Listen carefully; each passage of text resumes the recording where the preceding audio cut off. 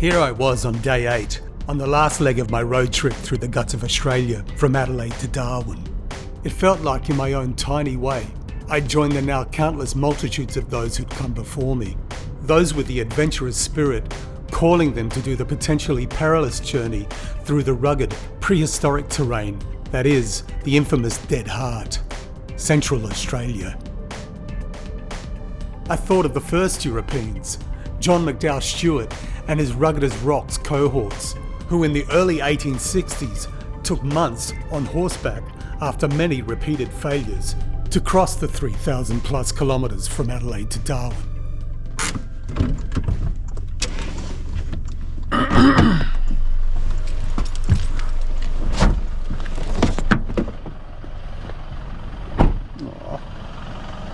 It's a wallaby.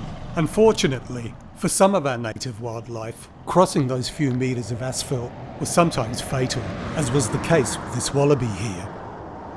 This morning, I thought it best to take a few minutes out of my hectic schedule to clear its body off to the side of the road.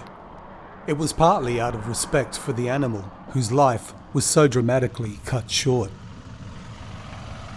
Who's that eagle?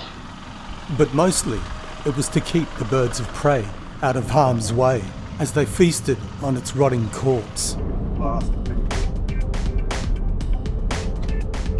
Roadkill, roadkill, roadkill. Animal roadkill. Eating kangaroos and wallabies are M100. What M is, but anyway, going there.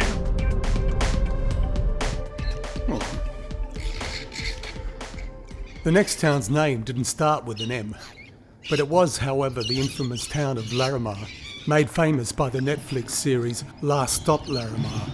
It was the place where local resident Paddy Moriarty went missing and was perhaps even murdered. The tiny town's inhabitants all remain suspects, but the case remains unsolved. Ironically, on the face of it, there's nothing particularly menacing about the place, if you don't include the giant pink panther sitting out the front.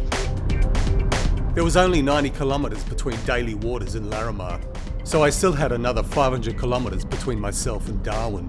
And if I was going to get the van delivered by 4 p.m. latest, there wasn't much time for sightseeing anymore. Stops were now delegated to the bare essentials: fuel, food and toilet stops, and the odd leg stretch now and then. With a population of around 6,000 people, Catherine was one of the last major stops along my way.